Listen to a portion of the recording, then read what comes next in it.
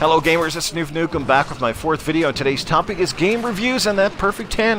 While I don't think that any game is absolutely perfect, I'm okay with a game getting a score of 10 out of 10. Remember that game reviews are opinionated and subjective. So one person's trash is another person's treasure. What constitutes as a 10 today might not necessarily constitute as a 10 tomorrow. Batman Arkham Knight here, for example. This game had amazing graphics, it played well. I thought it was better than its predecessor in almost every way, which had better reviews than this game.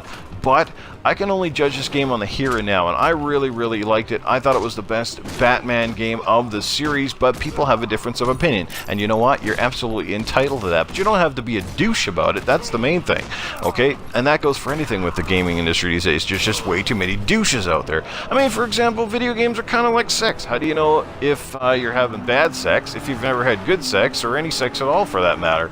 Do you know what I mean? It's opinionated and subjective.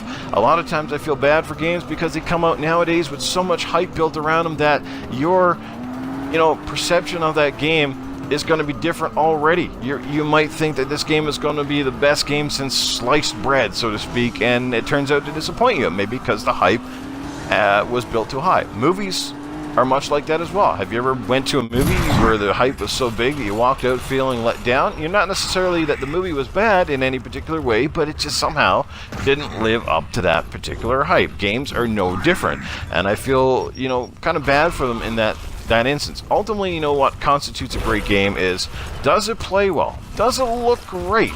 Does it have, a wonderful story? Is it innovative? Does it offer ingenuity? If it has flaws, are they flaws that you can live with? Are they flaws that are going to break the game? That's what I look at, and most of the times I'm like, a lot of times you see a review and see these little clipping errors. I don't constitute that as a major flaw that distracts from my enjoyment of the game. Those are just minor technical flaws, okay? That's the thing. But if games are broken, or somehow they're way shorter and things were left on the cutting room floor, those are different factors altogether. At the end of the day, it's your opinion that matters. Yours and yours alone. If you feel a game constitutes a 10 because it was everything that you thought it would be, it's a game that you enjoy today, it's a game you can enjoy tomorrow, and it's a game that you feel you got your damn money's worth for, then you know what? It might be a 10 out of 10 to you, if nothing else.